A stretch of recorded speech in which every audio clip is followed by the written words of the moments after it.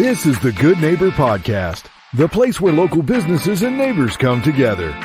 Here's your host, Sean Preston. Welcome, everybody, to the Good Neighbor Podcast. Today, we have a good neighbor on with us, and that is my buddy, Pascal Chouinard of eXp Realty. How are you today?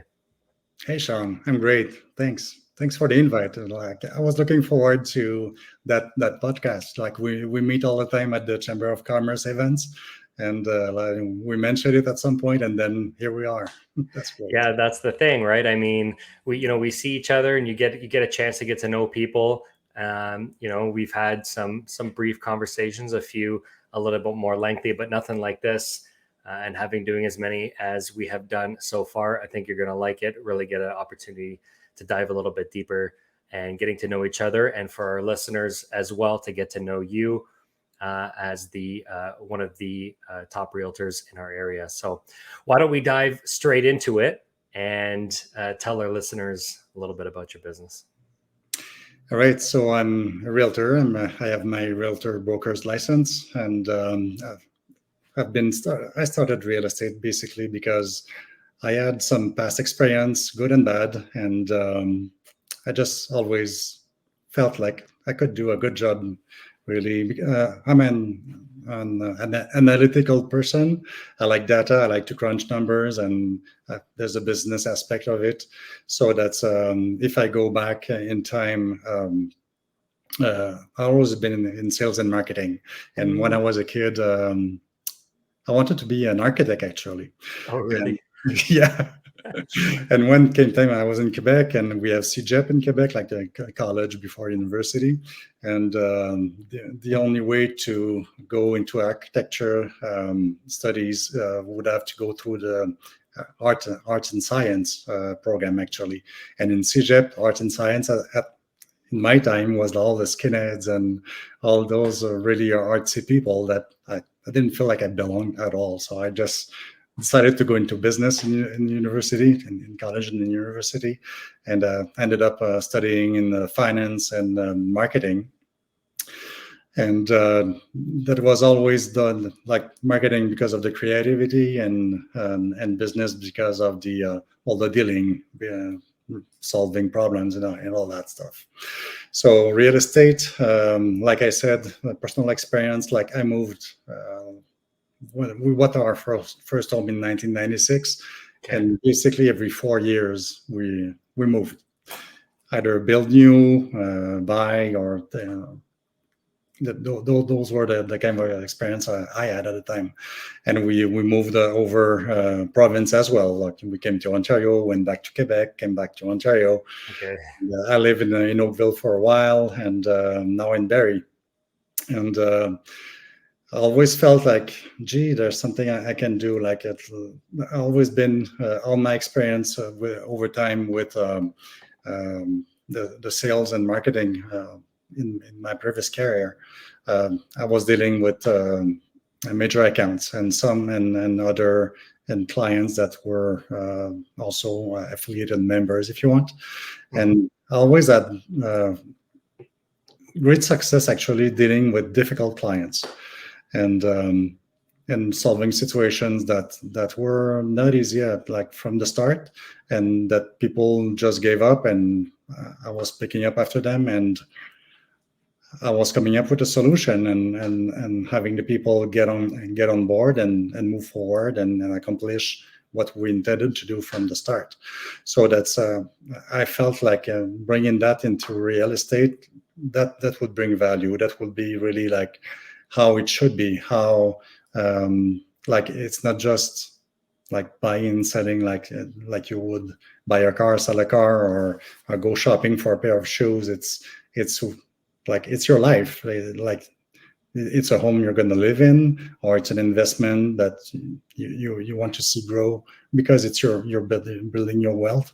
So that's what I was interested in really. So that's why I became a sales representative right after. As soon as I could, I became a broker, because I believe in education. I believe in developing skills, and that for me that was what I can bring to my clients, definitely.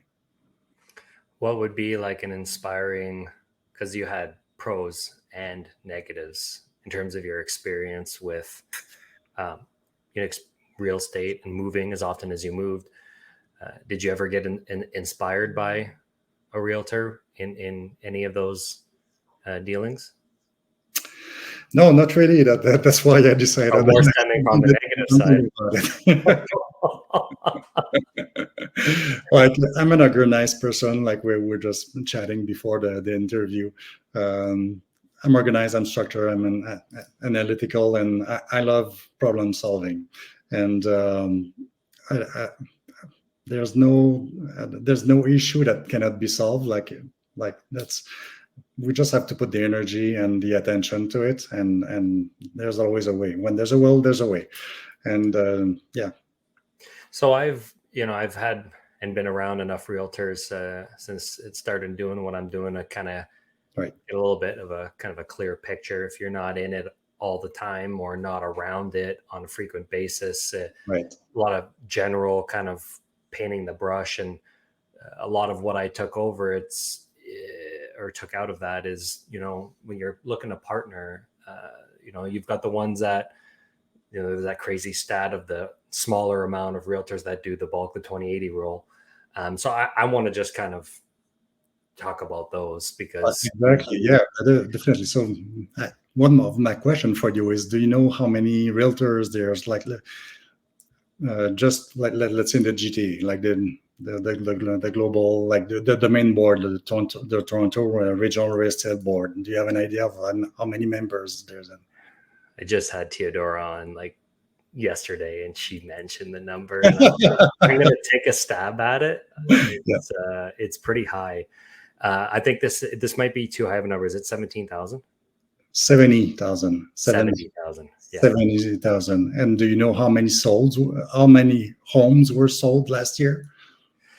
Not the total, but I know, I think 40% of them sold nothing. Oh, it's actually, yeah, it's more than that. So there was 65,982 homes sold on the board via the MLS system, the Toronto Real Estate Board. So it's less than a house per member, basically. So there's a bunch of people that they have their license and they don't do anything. And like you said, you have to do it on a daily basis to develop the skills and know the market. And that's right from the start. When I started, like, lots of people are coming in part-time, and I respect that. However, you really have to do it on a daily basis to be able to provide the right advice. Just stay on top of all the legislation, all the new rules that are coming in. We had a big overhaul in last December. December 1st was TRESA coming into effect. So this is the Trust in Real Estate Services Act. And there was a bunch of new forms that we have to use. There's a bunch of there's a new info guide that we have to have our clients to acknowledge that. So we discussed the different status, like prior to the TRESA that came into effect, we had, you could be a client or a customer, and that was confusing people. Like, a client is the highest level of relationship between a realtor and a consumer, if you want, and a customer is basically purely transactional. So it's all about protection. It's all about the information you can exchange. It's all about the service you can provide. And if you're not on top of these things, you expose yourself and you expose your clients to, like, severe damage potentially. So yes, and just to be able to provide the right advice, like what I do is, on a daily basis, I always book showings, previews that I go by myself. I look at homes, see what just came on the market, to be aware of that, because I'm the expert of the area. Like, I want to know what's going on, what's moving, what's not moving, and why. and be able to have that conversation with a potential client that's interested in purchasing something, or a potential seller that say, well, how what are you going to do with my home to promote it or to market it, and how does it compare with other properties? So you have to know that. You have to be equipped with that information, and because again, they trust you with their biggest investment. It's their money, but they trust you with their lives. Like that's all it came down to. Yeah, knowledge is power for sure. So, if I'm listening to the show so far, I always like to put myself in the listener's shoes. I'm starting to gain a sense of, your knowledge level on some of this stuff. And as I was alluding to earlier, in real estate, it seems to me like it's got to be that right fit. So really kind of getting to know, who you are as a person, which we're going to get to in just a minute. But if I'm coming to you, or if I'm listening to the show, listening to this, I want to ask this question for our listeners. What's my experience look like? Like, paint that picture. If me, Sean Preston, I'm going to come to you tomorrow and say, hey, I'm looking to purchase a piece of real estate. Kind of walk me through a little bit of that. Maybe kind of separates you from others. Yeah, I'm going to ask you a bunch of questions. Perfect. And that's like, and then you're going to talk more than I'm going to talk, for sure. That really is like getting to understand the needs and the situation of the person, the context. Like the context is the whole thing. Like you never know, like all the motivation behind what a person, what they're doing. Like, and you have to discover that to be able to guide them and educate them in the areas that they need more clarification or more support. And if you don't ask questions, there's no way you're gonna, like, it's incredible the amount of there's a lot of us in the market, and there's different business models. Definitely, there's again, like you mentioned, like it's a fit. It has to match your personality, what you're looking for, how you want to do business. What I'll say though is, don't hesitate to trust the person in front of you. If you feel like that relationship can be one of value, that can be really somebody who's listening to you, who has a genuine interest in your project. Open up, really. Be open, be willing to discuss any aspects, because I deal with people like they're going through divorce or going through like they're downsizing, and it really is like a big step for them, like leaving the house they've been in for 20-30 years and downsizing. Like they gotta take part of a bunch of belongings that they have.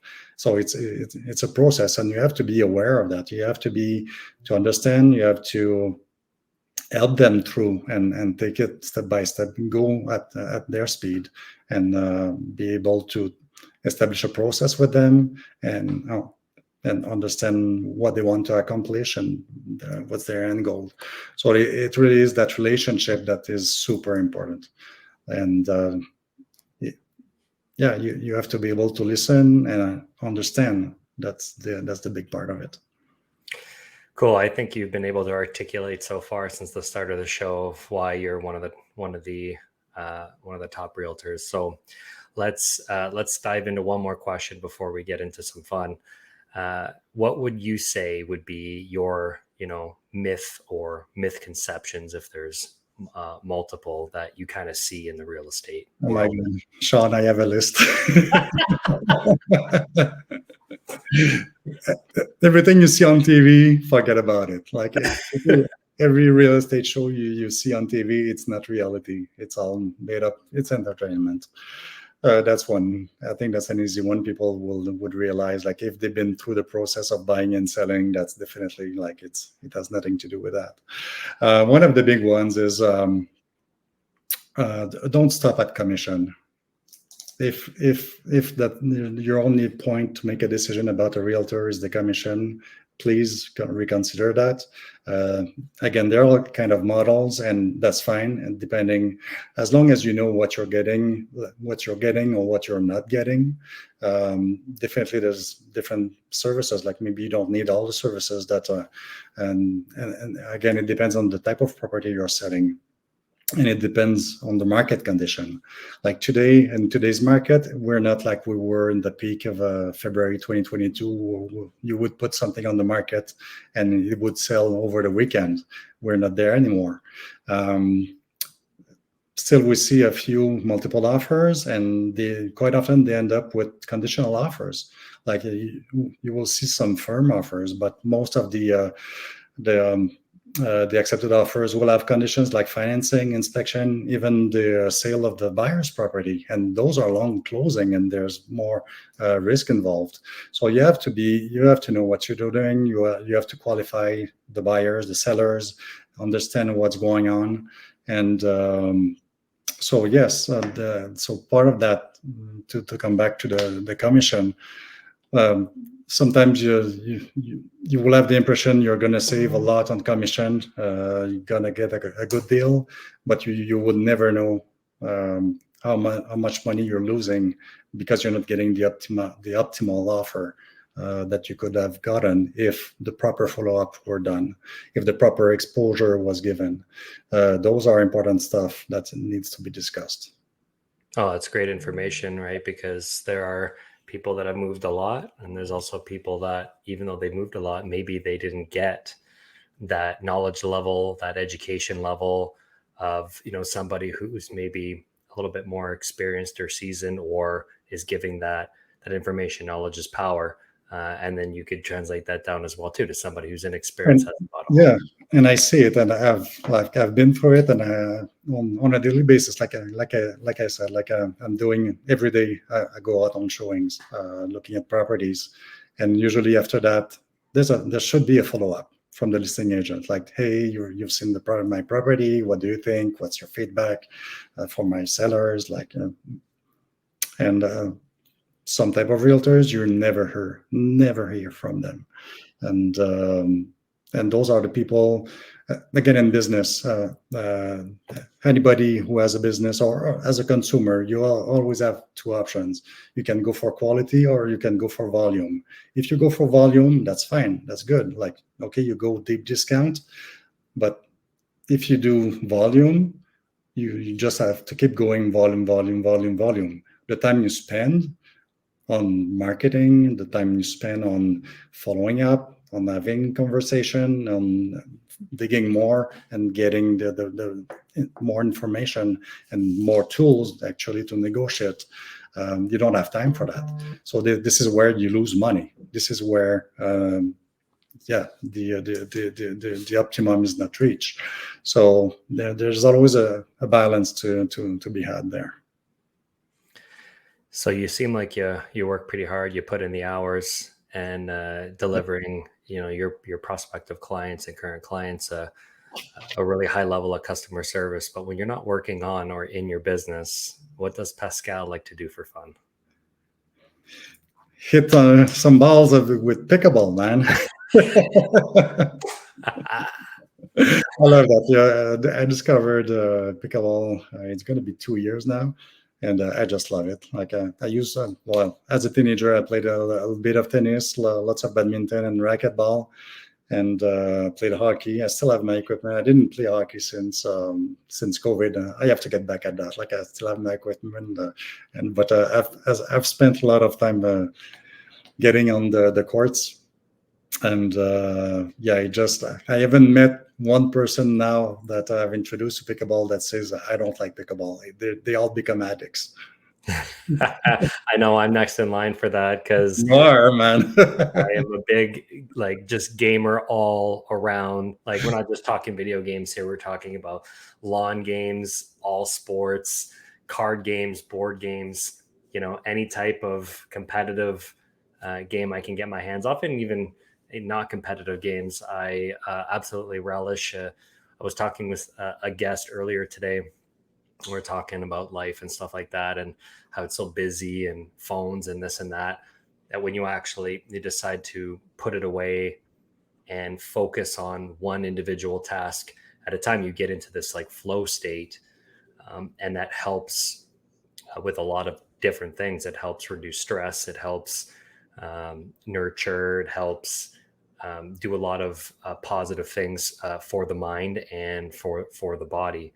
And so, and a sport nonetheless that like pickleball, where I'm talking to Anne Marie and she's saying she got like an ungodly amount of steps in on one, like 22,000 steps in one day. She played a tournament or something like that. I'm just like, yeah, okay, sign me up for that. If I can have fun and lose weight at the same time, like I'm all about that. It's all good, and I love doing other things like hiking, biking. I live across the Sentinel Beach here, and during the summer I'm on my paddle board, and also as much as I can. I just love nature. And that's why I chose Barrie too. The access to nature, and all the choice of activities that we have, it's just wonderful. Yeah, it really is a special place here. Yeah. I'm northwest of the city, and right behind the Barrie landfill, they have all kinds of trails in there. I can leave my front door with my dog and go for a 5-kilometer run in the trail. We got it all mapped out in there and stuff like that. Go on nice walks and being in front of nature. And now my sister just moved 5 minutes down the road. So it'll probably be a 10-minute bike ride. It's a 5-minute car ride. And I can have access from the trails just to kind of get there. And we're the gateway to cottage country too, right? Everything is out there. So if you're asking me a bunch of questions of what I want to do, turn this into a real estate property. I want to buy the house in the corner of the neighborhood, and then I want to buy a piece of land. There you go. and find a little spot to go on weekends and stuff like that. Yeah. We had to move from Winnipeg when I was about 7 years old. So I lost my grandfather pretty early. So I'm not as fortunate as some others to have had, a grandfather who, in the 50s or 60s, built something by hand, because that's how it was done. And they got their piece of land, and it's been passed down through generations. I'll be the grandfather to the two generations past from here to say, I was that guy who got a nice little spot. So some future goals for me with that kind of stuff. But like you, nature guy, love being out there. I like to fish. I like to do a lot of camping. I think every long weekend except for one, we're going to stay here for Kempenfest. We just went to go see the Matthew Good Band concert, and he's just got inducted in the Rock and Roll Hall of Fame, and he's coming to Kempenfelt. That's awesome. Yeah. This year, so it should be a lot of fun. Yeah. You're married. Do you have kids? 3 kids. You have 3 kids. Now in the 20s right now. So I got 2 boys and a girl. My daughter, she's adopted. Actually, she's from South Korea. Okay. We got her. She was tiny. She was 4 months old, and we got wonderful family. That's nice. We're divorced actually. I have a new partner that I met at pickleball. Actually, Get out of here! Nice. What a cool story. Yeah, it's pretty awesome. Yeah, that's how and then they're kind of something similar where you're doing something that you enjoy. I thoroughly enjoy what I do for work, and that's how I ended up meeting Julie, just walking into her flower shop, and one thing then led to the next, and then you find out that you're the exact same person. It's pretty cool when it happens. Exactly. Yeah, definitely. That's the best way to meet people. That's and just like to have fun and make new friends. And what I like about pickleball is really the community feel and the friendship. Yeah, definitely. It's great. When do you typically get out to play? You have particular days of a week that you get out to play, or? Well, it depends on my schedule. Definitely. I always watch we started to play outside, outdoor at Painswick. We have an amazing park that's brand new from last year, and Nice. that's awesome. So it's great. Yeah. Very cool. Yeah, we'll be talking. I'm gonna get into this, and we'll have to get out there on the court. You can show me your stuff and teach me how to play. You'll pick it up pretty quickly.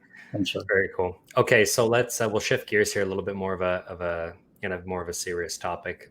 Now, sometimes we don't necessarily get to choose when life decides it wants to stick its nose in and rummage around. We always pick a path in life. We try to stick to that path the best we can, and then sometimes we get an obstacle in our way. We experience hardships, life challenges, and I've always said this most of our shows that I'm pretty impressed with human beings on the resilience that we have as humans and how we can overcome things, traumatic things, and then try to find those silver linings so we can hold on to that hope and then continue to move forward, because obviously we don't have a choice other than to move forward. And so I wanted to ask you if you've ever had a hardship or a life challenge that you rose above it. Maybe it made you better, maybe it made you stronger, or did you or were able to pull some silver linings from it? Mm-hmm. Yeah, Sean, life, like you said, throws at you a different challenge. I could list different things, like from losing our first child,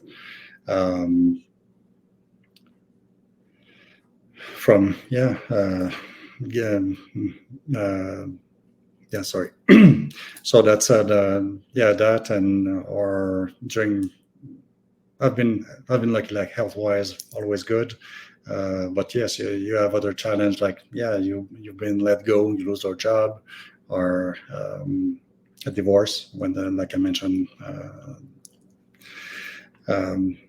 over the years, like you adapt, like you have to turn around and keep going. Like that's. I was just to give you a short story here. Last year, I was with a friend with his family. We were watching the snowbirds over Camp Petfeld Day doing their air show. Yeah. And his little son, like his son is maybe 6 or 7, and he was watching the fighter jets going up and down and everything, and he was in awe with those planes. And Adnan turned to me and said, "I saw those planes for real, and they were dropping bombs on our homes." And then you think, like, he's from Syria. He came over with his family 2 years ago, and you think about your life. You think about your experience, the challenge you went through, and you think of other people, what they go through as well.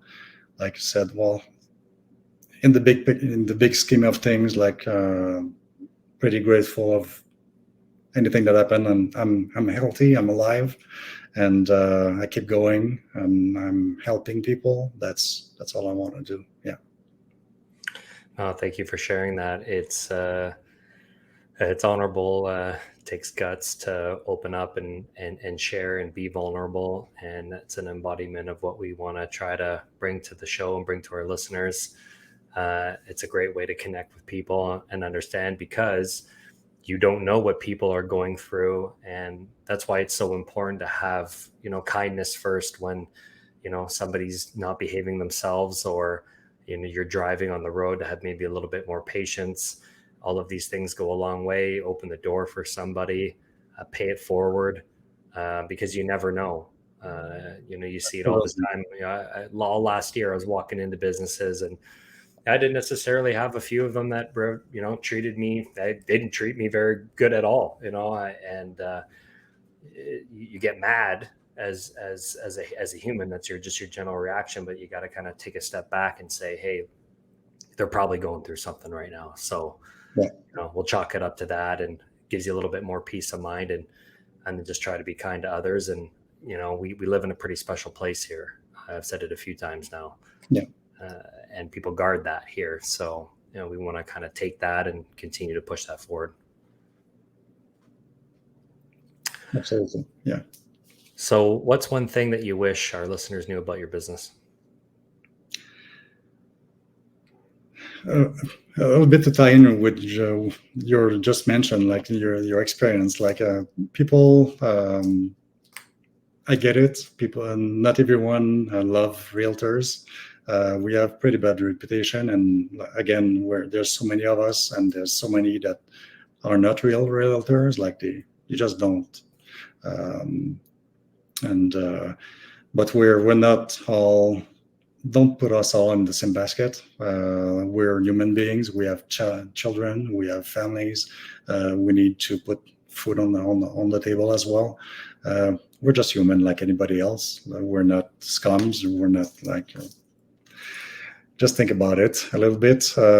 What I like people to that maybe they won't notice, but on my business cards and then on my for sale signs, I don't have a picture on it.